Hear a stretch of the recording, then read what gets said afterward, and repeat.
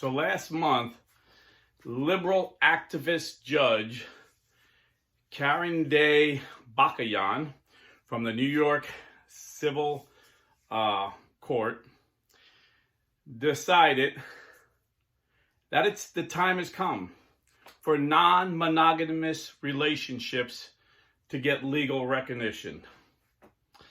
So she decided in favor of these people who were about to get evicted because the persons whose name was on the lease left the apartment. So now he had two other people living in an apartment that their names were not on the lease. And they claimed, well, just like a married couple, if the husband left, the wife by law would be allowed to stay in the lease because they were a threesome. Today, I think it's called polyamorous, whatever. Back in the day, we just called it polygamous. It's a polygamous relationship. I believe it was two women and a man who claimed there were a throuple, whatever. They were in a relationship. So this liberal activist judge ruled in their favor that they could not be evicted. And this is what she said. I'll read her ruling.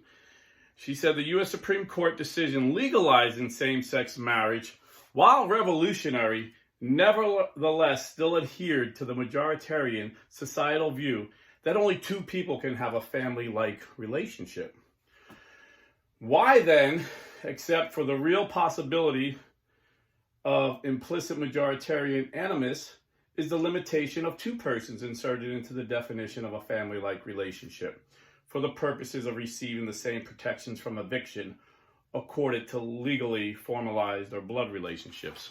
So this is what liberal activist judges do. This is why it's so important to vote Republican. So the way a judge is supposed to judge is according to the law.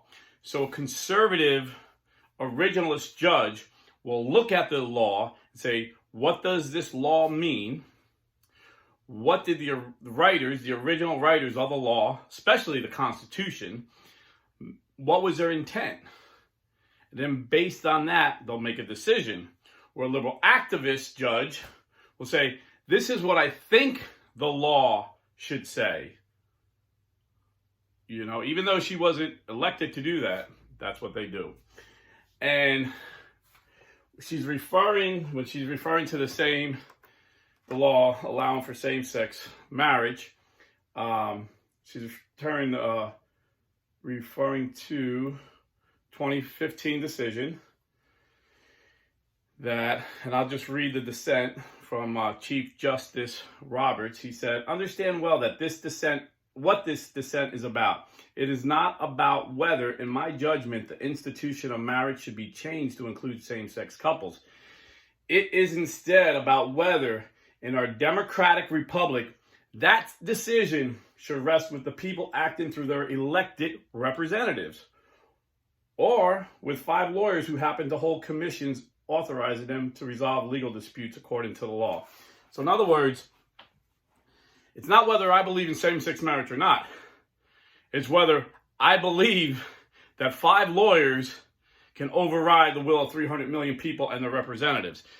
Because the reason the liberals took that to the court after they had the deck stacked against us, like they did with abortion, the reason they did that is because up to that point, starting in, I think, 2008, 35 states voted, put it on their ballot, let the people decide.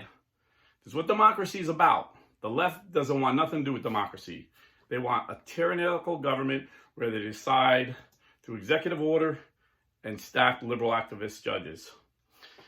Stacked liberal activist courts, rather.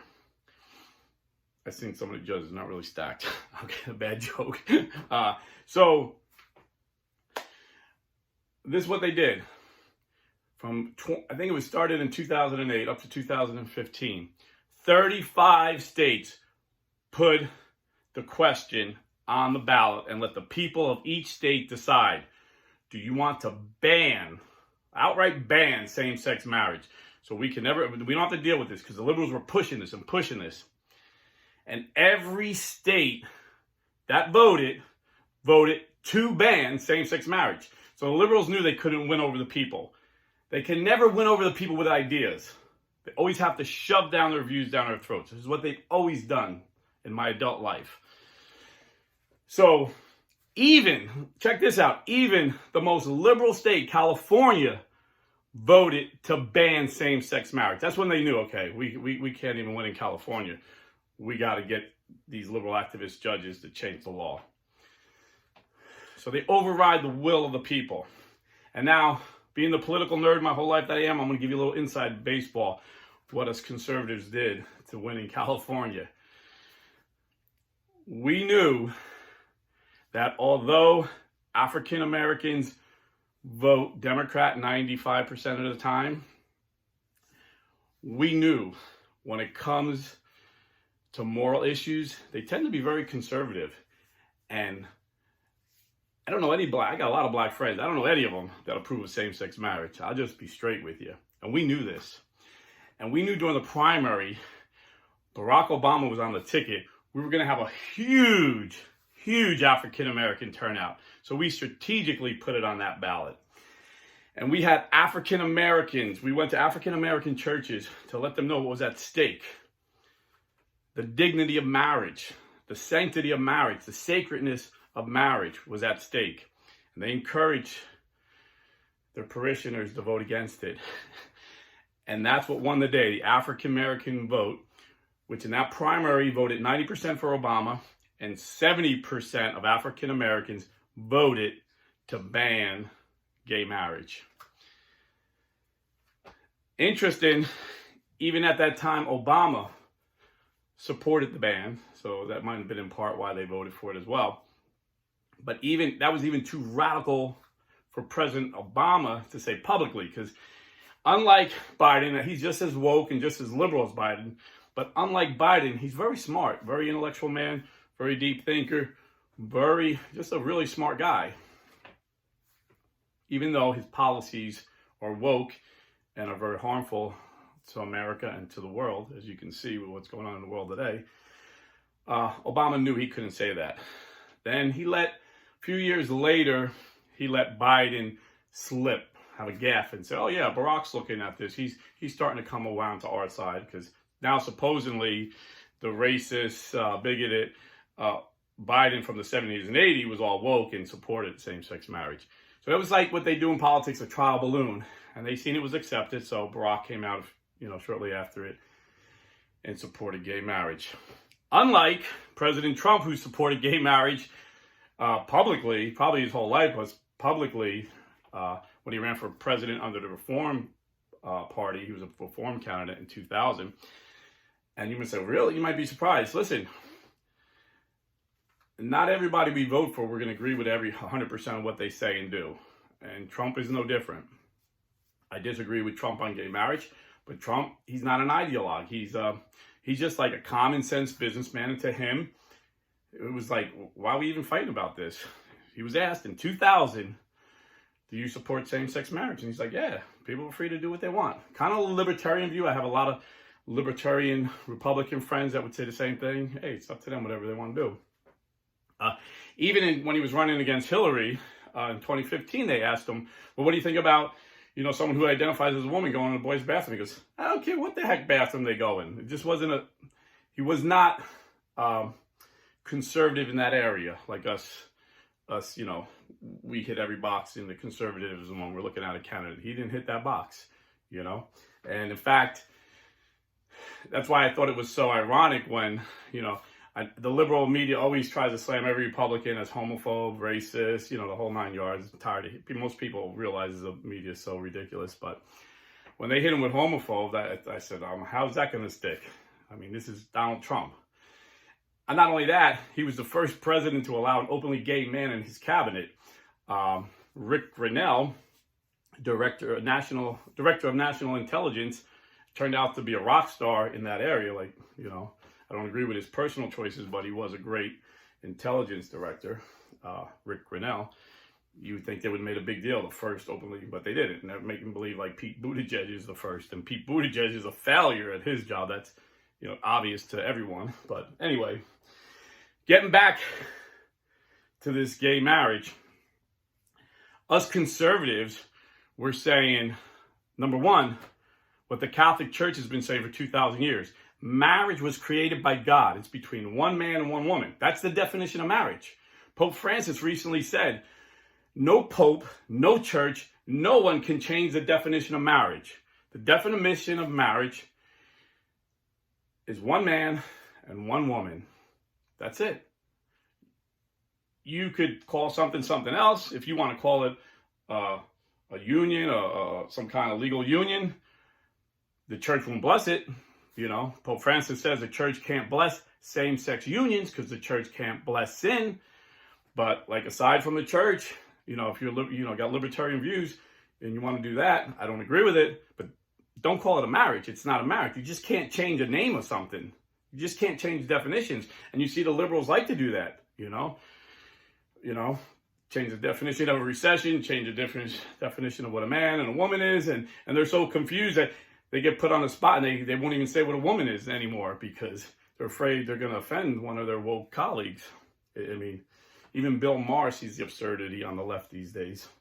But getting back to same-sex marriage, what we were saying was, okay, once you allow the definition of marriage to be changed from one man and one woman to one man and one man, or one woman and one woman, what's there to stop you from going back to the 1800s when polygamy was legal? In 1862, this was a Christian nation, mostly Protestant Christians, but many Catholic Christians. And we agreed that this cult called the Mormons, led by this pedophile, Joseph Smith, who had 40 wives and married them when they were as young as 14, that was a problem, that we need to ban polygamy. And we did. America banned polygamy. And it's no coincidence the same people on the left, maybe not the same individual people, but that same movement on the left that's pushing for polygamy to be legal, it wants to give us a different meaning of pedophiles too. Now they have a new definition. They don't want to, we shouldn't call them pedophiles. There's too much of a stigma to that word. I heard a liberal Democrat, a professor, a highly educated professor, say that we should start calling them MAPs, M-A-P, minor attracted persons. And actually they want to put it on their flag with, LBTQ, everything else they put on there. MAPs. So it's no coincidence. These same perverts who want to pervert the definition of marriage want to come after our children. And this is why it's no coincidence that the teachers in Florida, when they started teaching our kids as young as 5 about homosexual sex, and Governor DeSantis said, whoa, no. You teach our kids how to read and write. Teach them science and math. You don't teach them about sex. That the left got so angry with DeSantis that Disney came after DeSantis. And it's no coincidence. Down here we got an awesome sheriff named Grady Judd in Polk County, county bordering my county and right next to Disney. And every month he does these things to catch pedophiles. And every month they put where they work, and there's always Disney employees. I'm not even joking with you. So that makes, and so to me, it's no coincidence. Just like it's no coincidence that the school board union came against DeSantis when he told him he didn't want to teach sex, homosexual sex, or any sex. They made it a don't say gay bill, but he said, no, you shouldn't be talking to 5, 6, 7-year-olds about sex. They got mad at him when we know this for a fact. According to the U.S. Department of Education's own study on child abuse and pedophilia, in a 10-year period, according to Dr. Chanel Shakeshaft, who led the study, according to Dr. Shakeshaft, there's been over 200,000, close to 300,000 child abuse cases in the United States public schools. So these are the people that want to teach your kids about sex education when they're 5 years old. These are the people that want to change the definition of marriage. These are the people that want to bring polygamy back. So don't be fooled. This is a push by the left to pervert God's laws. This is all that it is. And who's behind it? The father of lies, Satan himself. According to Dr. Shakeshaft, she wrote in her letter when she finished her report, and she had to write a letter about it. She said the abuse problem in the United States public school is 100 times worse than the Catholic abuse problem ever was at the height of it in the 70s and 80s when we had it going on. Now it's, according to the FBI, the Catholic Church is the safest place for children. And now our Southern Baptist brothers and other non-denominational brothers and sisters got to deal with these predators going in their church. So we need to pray for them. Evil will go where they see opportunities, So anyway, getting back, I kind of digressed and got off everything. Getting back to the gay marriage, we were laughed at. Conservatives were laughed at when we said, what's to stop polygamy from happening? What's to stop someone from saying they want to marry 4 or 5 guys? And I remember Dr. James Dobson, Ralph Reed, on like CNN and NBC News being laughed at by the panel, literally laughing at them, mocking them, saying that's insulting to our intelligence. The liberal media is insulting to my intelligence, if you want to be truthful. They laughed and they mocked them, and the conservatives were right. Allowing gay marriage is a slippery slope, and it's just another way the left is trying to destroy our freedoms, destroy our civilization. And the good news is, I always got to leave you with good news. I don't want to be a Debbie Downer.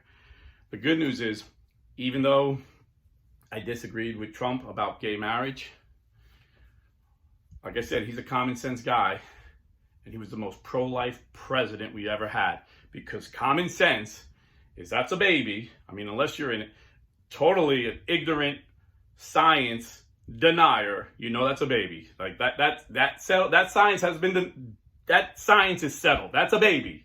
Just look at an ultrasound. So he was the most pro-life president we ever had. And he put a lot of pro-life judges in place. It was because of him we overturned Roe v. Wade.